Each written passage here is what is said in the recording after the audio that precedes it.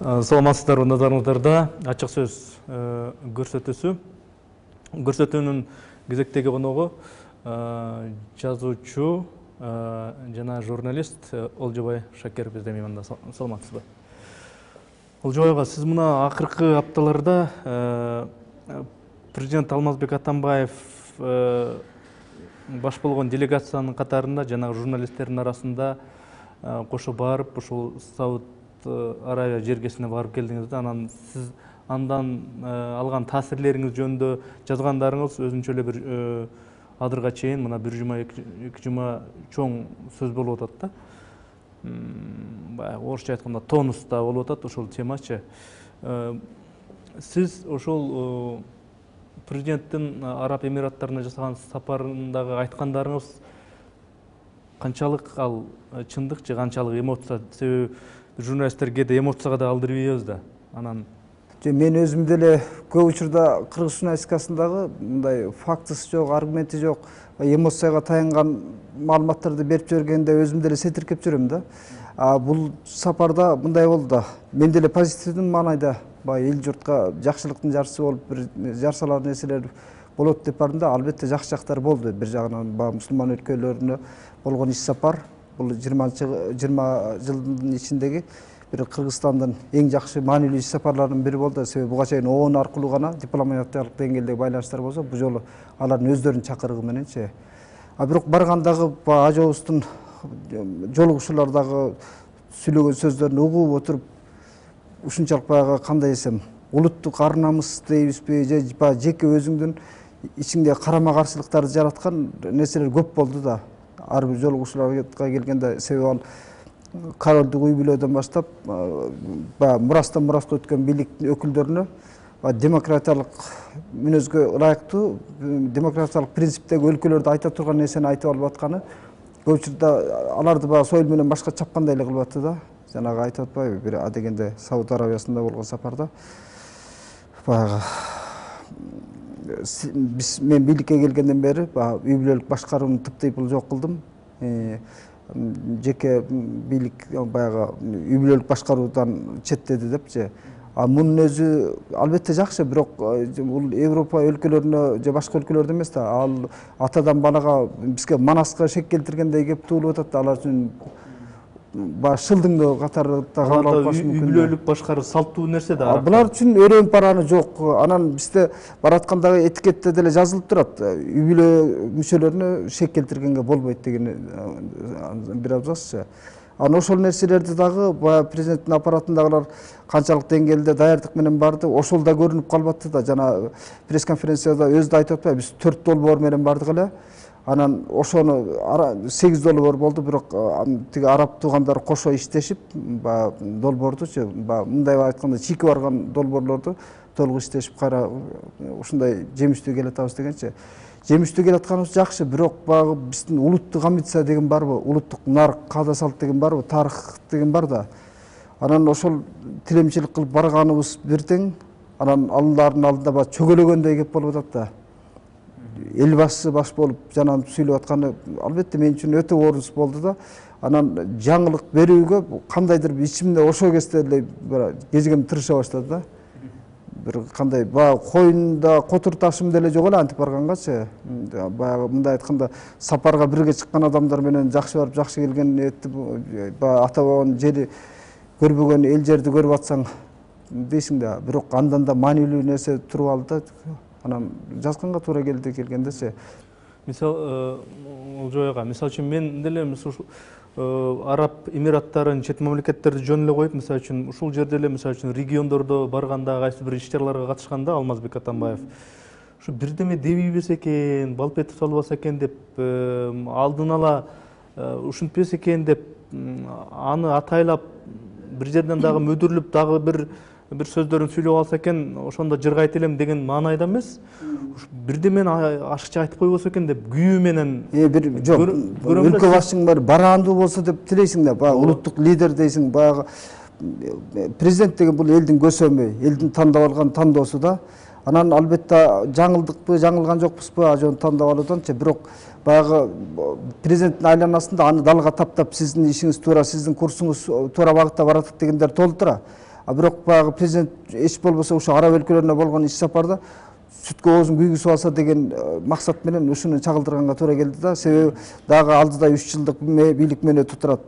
Дагы канча өлкөгө барат. Анан мен ойлойм, баягы тегерегиндеги командага караганда ачуу чындык болсо дагы мойнуна алыш керек да мындай нерсеничи. Себеби Россия өлкөсүнө барганда деле айткандарын билесиздер да, Манасты этностук мекендеш катары жалпылаштырып ийгени. Анан баягы тырмакчанын ичинде тарыхчы болуп алды да президентибизчи. Ошондон улам даярдык жетишпеген эл аралык мамиледе деген маданият болуш керек да. Олжобек ага, мисалы үчүн буга чейин башка мамлекет башчылары, ошол эле Раматылык Ельциндин баягы балп этмейлери, ошол эле баягы Буштун балп этмейлери, башка өлкөлөрдүн, башка мамлекеттердин башчыларынын, Европа өлкөлөрүнүн башчылары эле балп этмейлери бар да. Эми ошого салыштырмалуу бирден Атамбаевдин бул протоколдук кызматка баш ийбеген мындай эркин болуусун биз туура эле кабыл алсак болобу, же баш ийиш керекпи протокол? Мындай трагедия бир эле Атамбаевдин башында эмес, дүйнө адабиятынын, дүйнө тарыхында, дүйнө саясатында деле карап отурсаңыз, падыша болгонго жулкунган адамдын баары эле көкүрөгү көңдөй келет, бир аз агрессивный келет, авантюрный ходдорго жакын болот да. Анан албетте сиз айткан Буш деле, Эльцин деле, башкалар деле көп эле учурда оозунан жаңылган. Бирок алардыкы кандай десең, дагы баягы өздөрүнө жарашат да, себеби булар чоң калибрдагы саясатчылар да. Саясат өзү оюн. Философский караганда бул бийлик башына кандай адамдар келет? Дайыма ошол билим жагынан өксүк, интеллектуал жактан өксүк. Себеби билимдүүлөр дайыма артта чегинип жүрөт. Билимдүүлөр дайыма маданияттуу болот. Болбосо эмне үчүн аламга чалкаган акылы жетип турган данышмандар бийликке жулкунбайт? Эмне үчүн илимдүү билимдүүлөр бийликке келбейт? Себеби алардын колунда биринчиде Кыргызстандын шартында өзгөчө. Колунда бийлиги жок, таасири жок. Коомдук деградацияга биз белчебизден батканбыз. Анан кандай кишилерди президенттикке алып келебиз? Албетте Атамбаевге окшогондорду. Ал эмес президенттикке талапкерликке чыкканда көрбөдүңөр, мотиви баш болуп, дагы канчалар баш болуп. Ушундай категориядагы адамдар жулкунуп атпайбы шайлоогочу, алдыга чыгууга? Эми ушул окуядан улам президенттин чөйрөсүнө жанагы акыл айткан, кеңеш айткан, баягы жалпак тил менен айтканда, же болбосо имиджмейкерлерине кандай бир эми кеңеш айтасы деп айтсам кичине өтө эле чоң сөз болуп калат, бирок эмне деп айтат элеңиз да? Жок, мындай да, бул президент эгер сынды туура кабыл алган болсо, жанагы мен Кадыр Токтогуловпу, пресс-секретарь жөнүндө жазбадымбы? Бул коомдогу бир мараний давленияны сезиш керек, өзүнүн моралдык жоопкерчилигин да сезиш керек да. Себеби президенттин командасы, ал борбордук бийликтин өкүлү, жанагындай самолетто жанагынтип айтып атканы, тиги башка улуттун өкүлдөрү, башка улуттун журналисттерине бир итиркей келип, бир алар Кыргызстанда жашап атабы же каякта жашап атканын эсине ала жүрсүн, ушуну айта барыңыз деп атканын өзү. Анан жанагы делегация мүчөлөрүнө да жакшылап баам салсаңыздар, мындай өтө бир иштин көзүн билген деле топ барган жок. Анан ошонун өзүндө президентке жакын чөйрөлөр ким экени көрүнүп калат да. Акыл чөйчөгү толук, абийирдүү акчылык чөйрөдөгү өкүлдөр жүрөт Кыргызстандачы. Эмне үчүн алар барбайт? Анан дайыма эле президенттин чачпагын көтөргөндөр эгер ушундай бир жел колтук саясатчылар, мыкчыгерлер тегеректеп жүрсө, албетте Кыргызстандын тагдыры бычак мизине кайра эле кептелет да. Себеби жанагындай дипломатиялык мамилелерде президенттин оозунан чыккан нерсе өрттөй дүрт эте түшүшү мүмкүн да. Ал да тиги жерден пресс кызматындагылар дагы журналисттерди келип чектеп атты да. Муну бергиле, муну бербегиле, муну алып тастагыла, кыскарткыла деп атканын өзү дагы.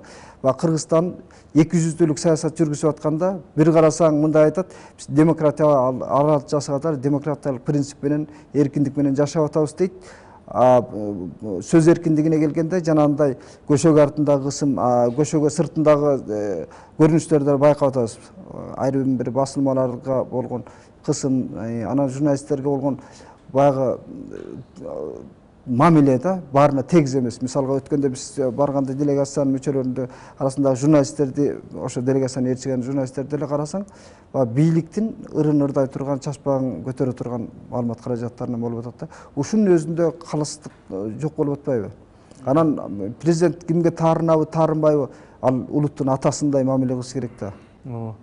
Эми жыйынтыктоочу суроо, ошол сиз президент Атамбаевдин Араб Эмираттарына жасаган сапарын жазгандан кийинки реакция кандай болду? Ак үйдөн же болбосо мында бир же ал Атамбаев өзү болбосо дагы анын чөйрөсү мындай бир кичине бир чындап эле биз ошо туура эмесирээк сүйлөп алыппыз, аны тиги шеф дагы өзү мойнуна алгандай болду деген сыяктуу бир мандемдер болдубу же эч кандай реакция болгон жокпу? Жок, чалгандар болду. Ак үйдү баягы Атамбаевдин бийлигине колдогондорчу. Эми алардын аттарын атап эле коеюн, бирок ошонсо дагы мен да дегенде макаланы жарыялоонун алдында кооптонуу болду. Себеби баягы биринин да эки башың болбогондон кийин үй бүлөңдү ойлойсуң, башка коопсуздугуңду ойлойсуң. Себеби азыр каякты караба кадам сайын адам укугу тебеленген, анан зөөкүрчүлүк бийлик, зөөкүрчүлүк коомдо барын күтөсүң да. Анан бирок ошол өзүң керт башыңдан өйдө бир ойлоно албасаң, анда эмнеге бир кулпенде болуп басып жүрөбүз да.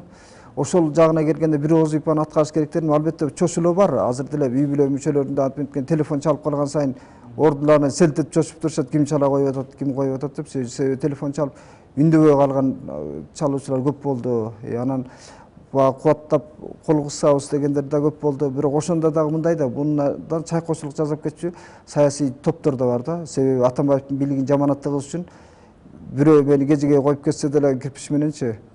Себеби жаманатчысы кимге калат? Атамбаевдин бийлигине калат да. Ошондой жагынан бир мындай шок оюнга азгырылып кеткен күчтөр да болушу мүмкүн да. Мен азыр ошон үчүн албетте баягы жанды оозго тиштеп жүрбөсөм дагы кооптонуу бар да. Анан Кудай сактасын, баягы элде тынччылык болсун. Бирок баягы мен керт башымдан мурда анда маанилүүсү ошол Кыргызстандын келечектеги жолубузду чалынып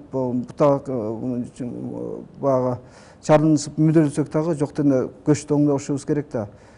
Анан да эмне дейин ошол. Олжобек, рахмат. Анда өзүңүздүн ушундай чыгармачылыктагы гана эмес, өзүңүздүн ушу адамдыктагы ушул позицияңыздан жазбай жүрө бериңиз. Рахмат. Маегиңизге.